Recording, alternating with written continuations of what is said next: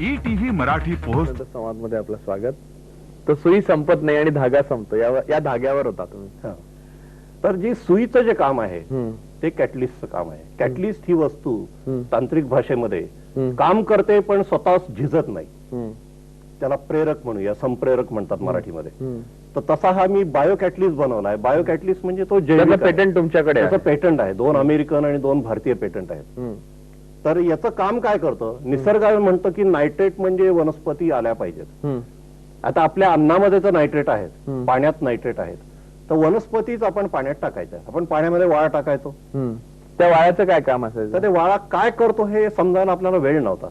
मी खूप विज्ञान चव जरा बरी आहे, चव बरी येते, पण नक्की काय होतं, रिॲक्शन काय होतात, एवढं IIT शिकल्यावर माझं काम आहे की नाही की वाळा काय करतो समजून घेणं. IIT मध्ये वेळ नसतो सगळं समजून घ्यायला. निसर्गाकडे जायला IIT वेळ नसतो.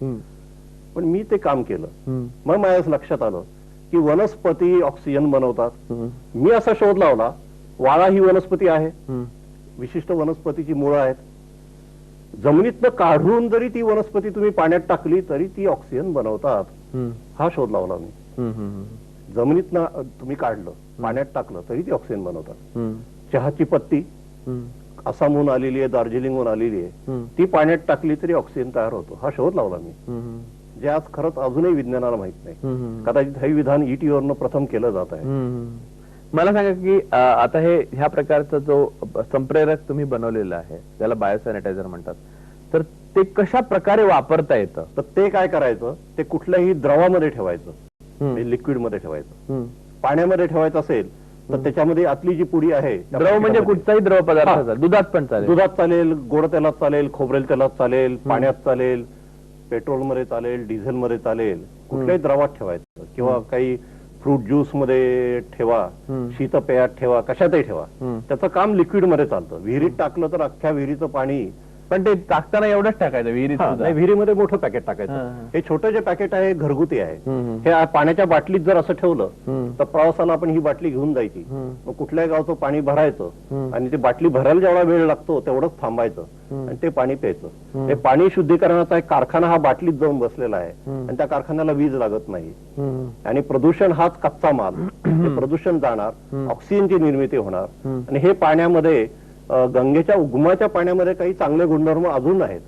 पुढे जरी ते पाणी खराब झालं असेल तरी उगमापाशी अजूनही पाण्यामध्ये चांगले गुणधर्म आहेत. पण मला 2 प्रश्न आहेत म्हणजे त्याच्या संदर्भात. एक म्हणजे मूळ पाणी जे आहे ते जेवढं शुद्ध आहे त्याच्यावर पुढची प्रक्रिया अवलंबून आहे का? पाणी जेवढं खराब असेल तेवढी प्रक्रिया त्याच्यावर जास्त होते. आणि पाण्यामध्ये जेवढे दोष असतील तेवढे जास्त गुणकारी पदार्थ तयार होतात. म्हणजे पुण्याच्या पाण्यामध्ये, मुंबईच्या पाण्यामध्ये दोष थोडे आहेत, त्यांनी गुणकारी पदार्थ थोडे तयार होतात. आणि मला असं कळलं की बारामतीच्या पाण्यामध्ये किंवा कुठल्याही ग्रामीण भागामध्ये जिथं युरिया जास्त वापरला जातो तिथल्या जमिनीतल्या पाण्यामध्ये खूप गडबड झालेली आहे. तिथं हे टाकल्यानंतर अतिशय गुणी पाणी तयार होतं आणि ते पाणी पिऊन खूप लोकांना फायदे व्हायला लागले. पण मला एक सांगा की ह्या संपूर्ण संप्रेरकाचं जे काम आहे आतमध्ये गेल्यावर ते कशा प्रकारचं असतं? प्रक्रिया म्हणून केमिकल शास्त्रीय प्रक्रिया जी आहे ही शास्त्रीय प्रक्रिया वनस्पतींकडूनच मी घेतलेली आहे. वनस्पती काय करतात, नायट्रेटचं रूपांतर ऑक्सिजन मध्ये करतात. तर हा जो कॅटलिस्ट आहे हा नायट्रेटचं रूपांतर ऑक्सिजन मध्ये करतो. म्हणजे आपण धरूया की 1 एकर सूक्ष्म जंगल आपल्या बाटलीमध्ये काम करत आहे. वनस्पतींना ऑक्सिजन बनवता येतो. आता ह्या कृत्रिम वनस्पतीला ऑक्सिजन बनवता येतो. आपण याला कृत्रिम वनस्पती म्हणूया. किंवा 1 एकर जंगल मी सूक्ष्म केलेला आहे. पहिला जो कम्प्युटर बनला त्याला एक अख्खी खोली लागायची. आता कम्प्युटर आपण मोबाईल मध्ये बंदिस्त केलेला आहे. तर ही जी किमया विज्ञानाने साधली ती किमया निसर्गामध्ये मला करण्यात यश आलेलं आहे. आणि 1 एकर जंगल सूक्ष्म करून बाटलीत घातलं. म्हणजे एखादा मोठा राक्षस काहीतरी पूर्वी बाटलीत घालायचे तसा प्रकार आहे. आणि यांनी मात्र राक्षस म्हटलं घाबरू नका, यांनी फक्त सुख समृद्धीच झरा आपल्याला सापडलेला आहे. पण मला सांगा की IIT मध्ये तुम्ही हे संशोधन करत असताना तुम्हाला हे सगळं बनवायला किती काळ लागला? आता खरं हा प्रश्न फार सुरेख आहे. गंमत अशी आहे की शेवटचे काही क्रिस्टलायझेशन जरी 4-5 वर्षात झालं तरी याची सुरुवात फार माझ्या लहानपणापासून मी जी निरीक्षण केली त्याच्यातनच मला हे कल्पना मिळाली. किंवा वाचनातनंही आपल्याला निरीक्षण कळतात. इतिहासातल्या वाचनातनं आपल्याला त्यावेळच्या लोकांची निरीक्षण कळतात. मी निरीक्षण आपण केली पाहिजे असं नाहीये, पण चिंतनातनं निष्कर्ष काढण्याचं काम मला हे ह्या काळात झालं, गेल्या 10 वर्षात झालं. या पदार्थाची निर्मिती झाली ही 1998 साली झाली. 98 सालापासून याचा वापर भारतात परदेशामध्ये मोठ्या प्रमाणावर करतायत. आज विहिरीचं पाणी खारं झालेलं आहे. ते खारं पाणी एकदम त्याची चव सुधारते, ते गोड होतं. ज्या खाऱ्या पाण्यामुळे शेती होत नाही त्या पाण्यामुळे शेती व्हायला लागते. ज्या विहिरी समुद्राच्या जवळ आहेत त्या विहिरी देखील आता उपयुक्त होत आहेत. पण इथे मग अजून एक प्रश्न तुमच्या बाबत उभा राहतो की तुम्ही अजून एक गोष्टीवर विचार केलेला आहे, ते म्हणजे समुद्राचं जे पाणी आहे ते शुद्ध करण्यासंबंधीचा तो विचार, तो काय आहे? समुद्रामध्ये 36,000 पार्ट्स पर मिलियन एवढे क्षार असतात. आणि आजच्या पद्धतीमध्ये हे ज्या मध्यपूर्वेचे जे देश आहेत तिथं ते 36,000 ppm क्षार पाण्यातनं अलग करायचे समुद्राच्या पाण्यातनं आणि गोडं पाणी बनवणं, असं महागडं एक उपकरण ते वापरतात. ते काय आहे? ते काय आहे? त्याला डायलिसिस म्हणतात किंवा मेम्ब्रेन टेक्नॉलॉजी म्हणतात.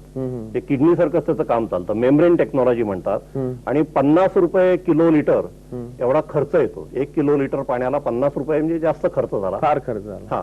आणि रिलायन्सनी ते टेक्निक जामनगरला वापरलेलं आहे. म्हणजे नाईलाजाने ते टेक्निक वापरतात. मी असा शोध लावला की समुद्राच्या पाण्यातले 36,000 ppm क्षार हे त्रास नाहीच आहे. त्याच्यामधले जो माफक 10 ppm हे जे माफक जे क्षार आहेत नायट्रेट, त्याच्यामुळे बाकीचे क्षार बदनाम झालेले आहेत. त्याच्यातले जर नायट्रेट तुम्ही कमी केले तर समुद्राचं पाणी हे प्यायला उपयुक्त होतं. आणि हा शोध मला का लागला की जेवणात आपण मीठ का वापरतो त्याच्यावरून हा शोध लागला. जेवणामध्ये मिठाचं महत्व हे वादातीत आहे. तर मीठ थोडं का वापरतो? ती संपत्ती जर मोठी असेल तर थोडं वापरायचं असतं. लहान मुलांना तुम्ही विनाकारण 1000च्या नोटा द्यायला लागला की तर मग ते मुलं बिघडायची शक्यता आहे. तसं समुद्राच्या मिठामध्ये काय जादू आहे हे मला कळालं. आणि आता ह्या पद्धतीने समुद्राचं पाणी शेतीला वापरता येतं. ते क्षार शेतीला उपयुक्त होतात. पण तुम्ही कुठे वापरून बघितलं? समुद्राच्या जवळच्या ज्या विहिरी आहेत तिथं यश आलेलं आहे. आता डायरेक्टली समुद्रामध्ये कदाचित अजून 6 महिने लागतील. पण समुद्रात जवळच्या विहिरी, हे समुद्रापासून धरूया आपण की 100 मीटर अंतरावरच्या विहिरी, त्याचा समुद्राचा परिणाम त्या विहिरीवर होत असतो. आणि ते जे पाणी पूर्वी शेतीला वापरलं जात नव्हतं आता ते पाणी शेतीयोग्य झालेलं आहे. आणि अजून एक अंदाजे 6 महिन्यांनी समुद्राचं पाणी एका टाकीत घ्यायचं, त्या टाकीमध्ये हा पदार्थ टाकायचा आणि ते पाणी एकदम शेतीला वापरायचं. म्हणजे ह्या पदार्थाचं म्हणजे बायो सॅनिटायझरचं इव्होल्युशन होत आहे का? होत आहे. आणि ती प्रक्रिया चालूच राहणार आहे. म्हणजे आज मी म्हणूया की 99% मार्क मिळतील एवढी प्रगती माझी झालेली आहे. शेवटचा 1 मार्क अजून बाकी आहे. आणि 99चे 100 मार्क मिळवायला जरा वेळ लागतो. डॉक्टर भवारकर, पुढे जाण्याअगोदर एक छोटासा ब्रेक घेऊया. स्वागत. डॉक्टर भवारकर, या सगळ्या संशोधनाच्या निमित्ताने आणि इकॉलॉजी म्हणजे पर्यावरण शास्त्राचा जो तुम्ही संपूर्ण अभ्यास केलेला आहे त्याच्या अनुषंगाने मला एक प्रश्न विचारावा वाटतं, तो म्हणजे निसर्गाचं आणि माणसाचं नातं काय आहे आणि ते कशा प्रकारे काम करतं आणि निसर्गाची अधिक तादात्म्य कसं पावता येईल, या सगळ्याचा विचार करायला आज माणसाकडे वेळ नाही. अशा वेळेला निसर्गापासून शिकून त्यातून काहीतरी निर्माण करणं किंवा निसर्गाचं रक्षण करण्याकरता पण निसर्गातलं काहीतरी शिकणं हे माणसाला स्वतःच्या कक्षेबाहेरचं वाटायला लागलेलं आहे. तर या अशा वेळेला काय नेमकं करावं की ते तुम्हाला साधे साधे ऑब्झर्वेशन, म्हणजे जसं तुम्ही सांगितलंय साधे साधे निरीक्षण आहेत की ज्यातून तुम्हाला शिकता येतं, ते करता येईल. म्हणजे तुम्ही हे सगळं करून पाहिलेलं आहे आणि तुम्ही आधुनिक शास्त्राचं शिक्षण घेतल्यावर हे केलेलं आहे, त्यामुळे विचारताय. खरं आधुनिक शास्त्राचं शिक्षण घेतल्यानंतर आपल्या रोज ज्या आजूबाजूला घटना घडतात त्याला का प्रश्न विचारला पाहिजे. आणि तो का प्रश्न खरा कमी विचारतो आपण. म्हणजे साधं चहा करताना आपण कुठले घटक कुठल्या क्रमाने टाकतो त्याच्या पाठीमागे देखील काय. लहान मुलं खरं का प्रश्न विचारतात, पण हळूहळू मोठ्या माणसांना कंटाळा येतो आणि मोठी माणसं मग त्यांना गप्प बसवतात. तर तो का प्रश्न मी निवांत विचारला आणि मग निसर्गाचे धागेदोरे कळले. तर परदेशामध्ये आज जो सगळा जो रिसर्च चालू आहे तो निसर्गाकडे जाऊनच करतायत. कालच मला कळलं की अमेरिकेच्या एका विद्यापीठामध्ये, मिशिगन विद्यापीठामध्ये असा रिसर्च चालला आहे की नेव्हीला जर पाणबुडीला जर भोग पडलं तर ते भोग आपोआप बुजलं पाहिजे. आपल्या शरीराला कातडीला भोग पडलं तर कसं ती जखम आपोआप भरते, म्हणजे गोठणं थांबतं, आपोआप थांबतं, म्हणजे फारसं काही नाही केलं तरी थांबतं. तसं का करता येईल. म्हणजे हिलिंग मटेरियल बनवायचा शास्त्रज्ञांचा प्रयत्न चालू आहे की मटेरियल स्वतःहून दुरुस्त व्हायला पाहिजे. तर स्वतःहून दुरुस्त होणं ही किमया खरी निसर्गात आहे. म्हणजे आजचे शास्त्रज्ञ निसर्गाकडनं शिकतायत. आपण उडायला पण निसर्गाकडनं सगळंच निसर्ग शिकलो. फक्त माणसाने डोळे उघडे ठेवून निसर्गाकडे बघितलं पाहिजे आणि खूप आपल्याकडं त्यासाठी स्कोप आहे निसर्गाकडे बघण्याचा. कारण निसर्गामध्ये खूप ज्ञान भरलेलं आहे. कारण निसर्गाची जी इव्होल्युशन आहे ते फार कोट्यावधी वर्षाचं आहे. माणूस पृथ्वीवर येऊन 5 लाख वर्ष झाले. फक्त निरीक्षण करायला वेळ नाही, बरोबर आहे. पण तुम्ही सांगू का आज माझा रिसर्च कसा चालतो? मी चक्क डिस्कव्हरी, नॅशनल जिओग्राफिक वगैरे वाहिन्या पाहतो. नंतर हे असे कार्य, आता ETV उदाहरणार्थ शेतीचा कार्यक्रम पाहिला तर शेतीमध्ये मला निसर्गच दिसतो ना. मी तिथं जाऊन पाहण्यापेक्षा आपलं हे जे दृश्य जे माध्यम आहे ते चांगलं आहे. आपल्याला मी हिंदी सिनेमा देखील पाहताना कुठल्या समुद्राचं शूटिंग आहे, मी नायिका त्यांचे उद्योग करत असतात, पण कुठला समुद्र किनारा आहे. मी समुद्राचं खारं पाणी गोडं करण्याचा माझा उद्योग चालला आहे. कुठल्या एका सिनेमामध्ये त्यांनी साऊथ आफ्रिकेचा समुद्र दाखवला होता, मग त्यासाठी मी तो सिनेमा पाहतो. सिनेमातनं आपल्याला ज्ञान घेता येतं. आज करमणूक असताना सिनेमाची स्टोरी बघायची, मधूनच एखादी हिंट मिळून जाते. आता मी श्रीलंकेला एका कॉन्फरन्सला चाललेला आहे, त्यावेळी मुद्दाम मग अलीकडं कन्याकुमारी बघणार आहे. कन्याकुमारीला विवेकानंदांनी मुद्दाम ते स्थान का निवडलं, त्याच्यापासून आपल्याला काहीतरी कल्पना मिळवता येते.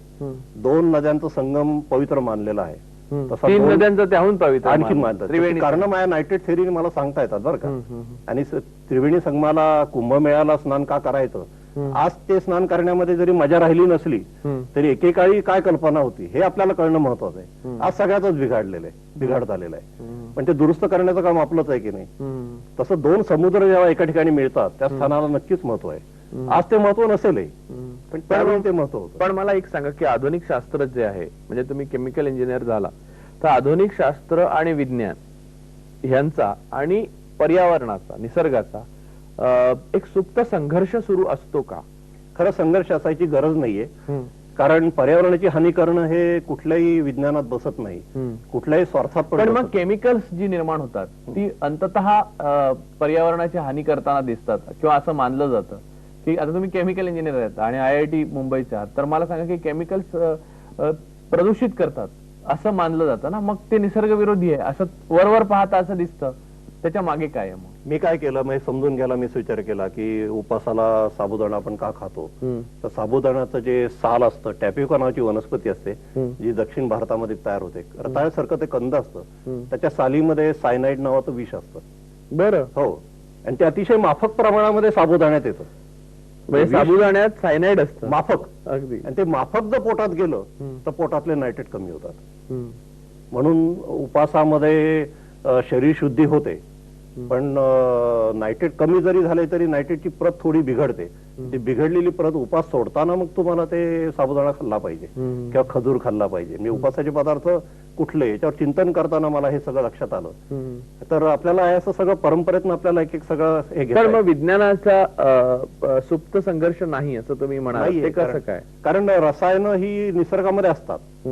तर आपण जी रसायनं वापरतो त्याचे साठे करतो, निसर्गामध्ये साठा नाही करत. रसायन बनवायचं, पॅक करायचं, बनवायचं, पॅक करायचं. सीताफळातही सायनाइड नावाचं विष असतं. हो, पण ते सीताफळाच्या बियात असतं आणि पानात असतं. पण बी खाल्ली तर मरतं माणूस. बी चुकून गिळली गेली तर त्याचं टवच कठीण असतं, त्यामुळे त्याच्यातनं काही फायदा होत नाही. चुकून गिळलं तरी ती बाहेर येते. तुम्हाला माहिती आता यानंतर सीताफळ खाताना मी किती चिंता करीन ते. पण ती सीताफळाची बी टणक का, त्याचं उत्तर याच्यातच आहे. ती टणक असते, म्हणजे पोटात तरी प्रक्रिया झाली तरी ते त्यातलं विष बाहेर येणार नाही. पण मला हे सायनाइड मुळे नायट्रेट कमी होतात हे कसं कळलं माहिती का?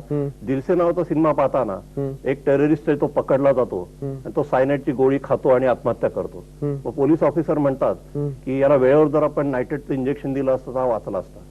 हे माझ्या थेरीला पूरक हे ज्ञान हे डॉक्टरांना माहिती आहे की सायनाइड आणि नायट्रेट एकमेकांचे दुश्मन आहे. सायनाइड पोटात गेलं तर नायट्रेट द्या आणि नायट्रेट पोटात गेलं तर सायनाइड द्या, पण ते सायनाइड थोडं दिलं पाहिजे ना. त्याचं जास्त झालं तर त्रास होतो. नाही, मला सांगा की त्रास होतो म्हणजे जीवत जात. तेच म्हणजे जो मुद्दा आहे की त्याच्यावर की केमिकल्स बनवतो, तुम्ही सांगितले साठा करत नाही. आता दुसरा एक असा मुद्दा आहे की ह्या प्रकारची जी केमिकल्स आहेत जे आपण वापरतो, मुख्यत्वे करून पेट्रोलियम पदार्थ, तुम्ही जे सुरुवात ज्याने आपण काल केली होती की पेट्रोलियम पदार्थांचे साठे मर्यादित आहेत आणि ते 100 वर्षात संपून जातील असं एक मानलं जातं. तर तुम्हाला काय वाटतं की त्यानंतर आपल्या सर्व म्हणजे 100 वर्षांनी नाही, समजा चला 200 वर्षांनी संपले सगळे पेट्रोलियम पदार्थाचे साठे, तर मनुष्य जात ही ट्रान्सपोर्ट आणि कम्युनिकेशनच्या बाबतीत पंगू होऊन जाईल? अजिबात होणार नाही. दुसऱ्या महायुद्धामध्ये जेव्हा खनिज पेट्रोल आयात व्हायला बंधन आली होती, त्या दुसऱ्या महायुद्धात लोकांनी एकदम लाकडावर ट्रक चालवायला सुरुवात केली. म्हणजे आपल्याला बायो एनर्जी, बायोमास एनर्जी ही मिळवता येते आपल्याला. आणि भारतासारख्या देशाला तर अजिबात काही त्रास होणार नाही. ज्या देशाला शेती कमी असते, निसर्गाला बंधन असतात, 60 महिने बर्फ असतो, त्यांना त्रास होईल. भारतासारख्या उष्ण देशाला काही त्रास होणार नाही. किंवा शेतकऱ्यांना रोज मिळेल. आज आपण 90,000 कोटी रुपयाचं पेट्रोल आयात करतो. ते जर आपण आयात करायचं नाही असं ठरवलं, 90,000 कोटी जर आपण रुपये दरवर्षी ग्रामीण भागाला दिले, किती रोजगार निर्माण होईल. डॉक्टर भवाळकर, तुम्ही 2 दिवस या निसर्गासंबंधीचं सूक्ष्म निरीक्षण केल्यावर त्याच्या पानांचा कसा एक उलगडा होत जातो आणि त्याची पानं कशी वाचता येतात याचं एक उत्तम प्रात्यक्षिक दाखवलं. ATVच्या सर्व प्रेक्षकांतर्फे हे जे निसर्गासंबंधीचे पैलू जे आपण उलगडून दाखवलेत त्याबद्दल मी आपला आभारी आहे. धन्यवाद. आपल्याला आमचा कार्यक्रम कसा वाटला संबंधी पत्र, ईमेलद्वारे आम्हाला जरूर कळवा. आमच्याशी पत्रव्यवहार करण्याचा पत्ता आहे